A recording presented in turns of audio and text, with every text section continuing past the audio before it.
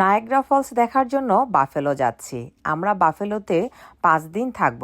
Jasmine আপুর পরিবার এবং আমার পরিবার দুইজন মিলে একটি এয়ারবিএনবি ভাড়া করেছে, পুরো বাড়ি 4 বেডরুমের, যেই বাড়িটিতে আমরা দুইটি পরিবার মিলেমিশে থাকবো 5 দিন। ভাবতেই আমার কাছে খুব ভালো লাগছে। আমি এবং জেসমিন আপু আমরা দুইজনই রান্নাবান্না করে নিয়ে যাচ্ছি, যাতে ওইখানে গিয়ে বেশি বেশি করে ঘুরতে পারি।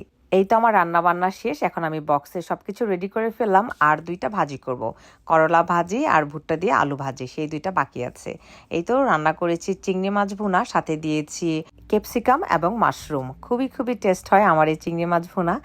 আর এটা হচ্ছে মাংস ভুনা করেছি, আর হচ্ছে 2টি হাঁস ভুনা করেছি এবং রসুন দিয়েছি। আমি সবসময় মাংস ভুনাতে রসুন দেই, যাতে খেতে খুব ভালো লাগে। মাংস ভুনাতে একটা রসুন দিয়ে দেখবেন যে সবাই খুব মজা করে খাচ্ছে। আর এই হচ্ছে 2টি হাঁস ভুনা করেছি, 2 বক্সে নিয়ে নিলাম। আর এটা হচ্ছে ঝালমুড়ির জন্য ডাবলি সুন্দর করে ভুনা করে নিয়েছি। ওইখানে গিয়ে সন্ধ্যার বেলা ঝালমুড়ি বানিয়ে সবাই মিলে একসাথে খাবো।